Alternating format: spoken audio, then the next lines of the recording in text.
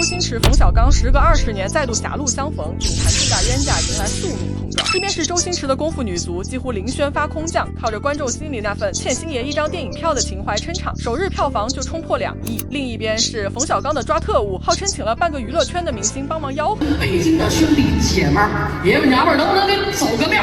结果上映11天，票房才勉强破亿。这冰火两重天的场面，简直是把2位大导的路人缘和朋友圈赤裸裸地摆在了台面上。但说到这2人，就绕不开那场持续了快20年的恩怨纠葛。而这矛盾彻底摆在台面上，还得追溯到2018年的华表奖颁奖礼。那晚主办方也是挺会来事儿，偏偏把周星驰和冯小刚夫妇的座位给安排在了一起。可结果呢，星爷压根儿没走红毯，上台颁完奖转身就离开了现场，全网瞬间炸了锅。网友开始各种脑补，星爷宁可站着走，也不肯挨着冯小刚坐。但要是把时间倒回到2004年，画风可完全不一样。那会儿2人还处在称兄道弟的蜜月期。那年周星驰拍功夫，特意邀请冯小刚来客串角色鳄鱼帮主，冯小刚也相当给面子，放下自己天下无贼的拍摄，二话不说就来了。结果呢，一句还有谁？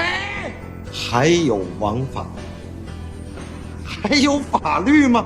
从此成了华语影史经典名场面。那时候外界都以为这2人是好兄弟，可偏偏问题就出在这儿了。冯小刚后来无数次在采访里强调，这次客串是无偿的，属于仗义出手。但这个说法周星驰从来没认过。后来周星驰拍《长江7号》，又邀请冯小刚出演父亲一角，对方却婉拒了。从那以后，2人几乎再无合作和互动。不过真正让冯小刚炸毛的是那一连串礼尚往来的落空。2004年《天下无贼》上映，他邀请周星驰客串，对方说档期冲突来不了。2010年《唐山大地震》上映，这是他转型题材的心血之作。他再次邀周星驰来首映撑场，对方依然说没时间。1次是巧合，2次就显得像是敷衍了。冯小刚也彻底绷不住了，后来在采访里直接开炮暗讽周星驰不懂人情世故。周星驰他就有这问题，但是你看我手影时叫他来说啊，我今天有事儿啊，那个这种事儿就维持不住了，是吧？这怎么那不能是老我天天给你帮忙，你不给我帮忙？而圈内其他人也出来说过他，一时间孤僻自私的标签死死焊在了星爷脑门上。而周星驰呢，还是一如既往的沉默，直到很久以后，他才破天荒的回应了一次，这也是他职业生涯里唯一一次正面刚。因为他在里面也有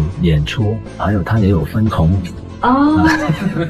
所以这里他没有跟我们讲。他说的很简单，冯小刚靠唱功夫不是无偿帮忙，是有酬劳的，还拿了票房分红。换句话说，这就是一次明码标价、账目两清的正规商业合作，不存在什么人情往来。更何况冯小刚因为鳄鱼帮主这个角色收获了巨大的热度和观众缘，名利双收，属于典型的双赢。这一下舆论直接来了个180度大反转，网友们纷纷回头翻旧合着冯导这是把生意当人情卖，把人情当道德讨债呀。说到底，这2人压根儿不在一个频道上。冯小刚活在一个人情江湖里，这个江湖讲究的是我给你面子，你日后得兜我底。周星驰活在一个商业契约里，拍戏就是拍戏，给钱给分红，合作结束两不相欠。一个记着你欠我1次，一个记着已经2清了，这账本对不上，可不就得吵20年吗？说起来也挺有意思的，22年前《天下无贼》特意提前半个月上映，就为了躲开功夫的正面碾压。结果22年后抓特务牌面拉满，到头来还是没打过零宣发的功夫女足。周星驰用一辈子证明了一件事儿，作品才是最强的路人缘。冯小刚也用这些年告诉我们，人情攒得再厚，也扛不住观众手里那张票的投票权。